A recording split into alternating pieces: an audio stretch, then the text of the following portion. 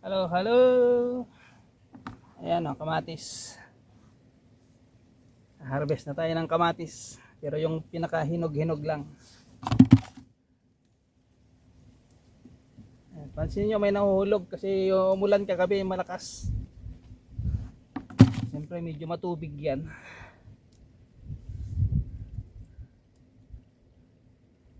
Medyo mabagal lang yung harvest natin kasi ano lang, pinipili lang muna yung hinog na hinog kasi ano lang, 50 lang yung per kilo.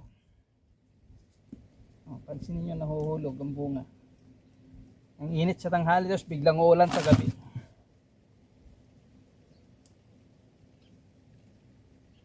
Siyempre pag medyo lanta na, pag naalog, nahuhulog.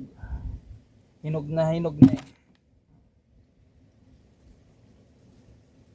Sarap.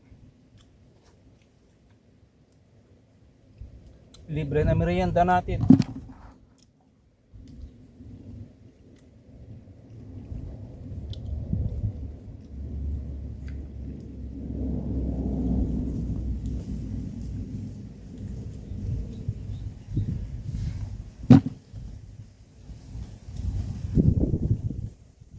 Ano, kasama yung ano niya. Hindi basta pitas lang. Kasama yung tangkay, yung pinakaulo. Ayan guys, magkabilaan. Ayan.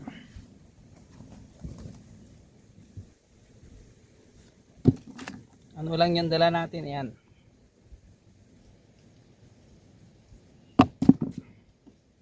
Araw-araw to hinaharbisan ni Mrs. Ano, pinipili niya lang yung ano, yung hinog na hinog.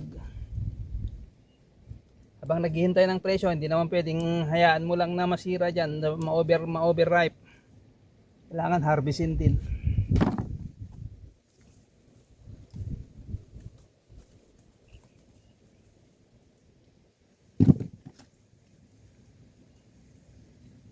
Kaya lang siyempre medyo maingat tayo.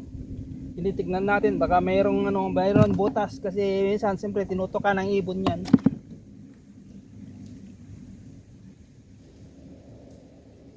Minsan meron yung may damage siya ng fruit borer. Yan, nakaupo lang tayo sa timba. Hindi kasi pwede dyan guys, so ayan, dyan sana kaso ayan hindi abot. Mamaya doon mas malapad yung ano. Ito kasi manipis yung ano dyan, yung sa taas.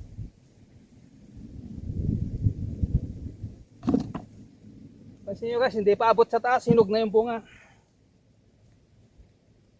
Ang init, kaya mabilis mahinog.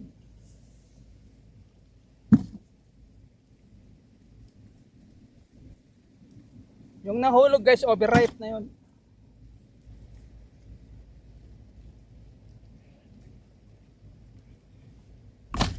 Kasi 50 lang, then minus mo pa yung trans, yung karton mo 50, di 350 na lang. Ito lang yung time na napakamura yung kamatis. 50. Kumbaga minimum price na yun. Dati yan nag-start 150, 200, 250 pa nga eh. Kaso ngayon walang ganun.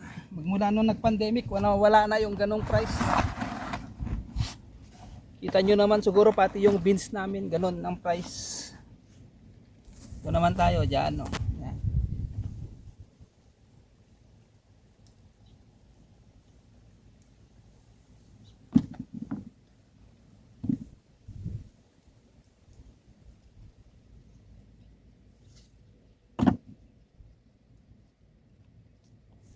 Tamis-tamis guys. Umulan ng gabi, malakas yung ulan. Tapos ngayon ang init.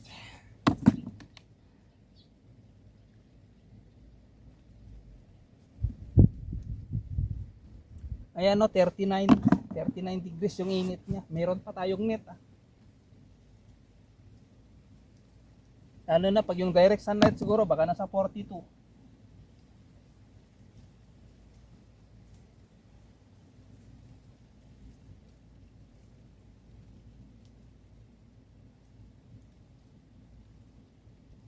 Yan, i-vlog lang natin guys, isang timba lang.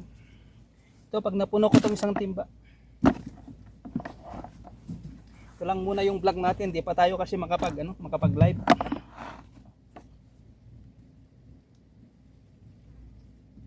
Pansin nyo, ayan napitasan na ni Mrs. yung pinakamahinog niya.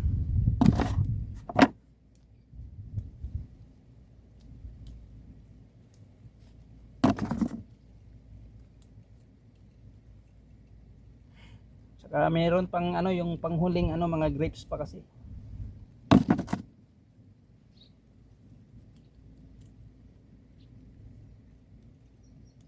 May mga grapes pa kasi kaya yan, mura lang muna to. Medyo napaaga ngayong harvest nito kasi mainit. Kung tansya ko ito, mga katapusan sana ng August o third week ng August. Sabi nga ni Mrs. mga September pa siguro. Sabi ko nahuhulog na, tignan mo nga. Harvestin nyo na lang kaysa sayang din kahit pa paano. Sabi niya tulungan mo ako. So ngayon nandito ako mag-harvest. Andito naman tayo ngayon mag-harvest ng kamatis.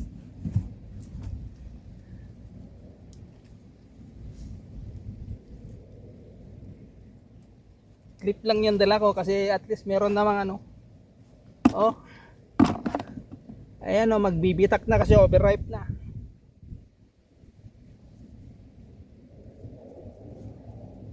Ganon guys, pag sobra sa tubig kasi umulan kasi ng malakas. 2 oras ata yung ulan kagabi. Alas 11 hanggang alauna.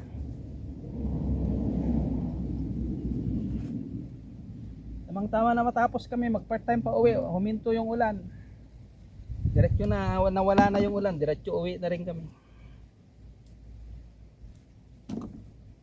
Supposed to be na Lunes yung harvest nito. Ngayon pa lang harvestin mo na. Sabi ko kasi nakita ko may mga yung bitak-bitak ba.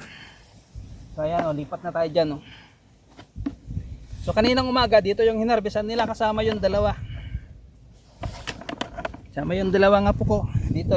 Ayan. Ngayon naman dito tayo sa dito sa banda rito. Dito.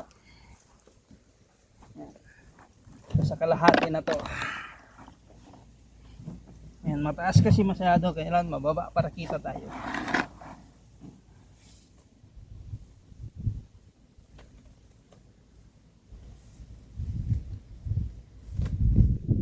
Ayan siya guys. Ayan halos pwede lahat. Pansin ninyo. Ayan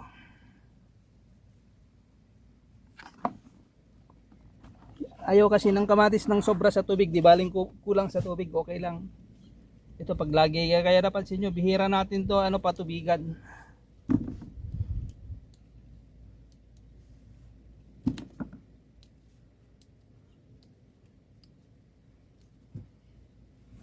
Kung mabilisan sana harvest, siguro kaya natin ng 20 minutes puno na tong timba. Medyo pinipili pa natin. Kasi yung mga niya, yung dito sa gilid niya pag medyo may green pa, mga pa yun, mga 1 week pa. 5 days to 1 week. Kailangan yung tamang hinog lang, wag yung sobra.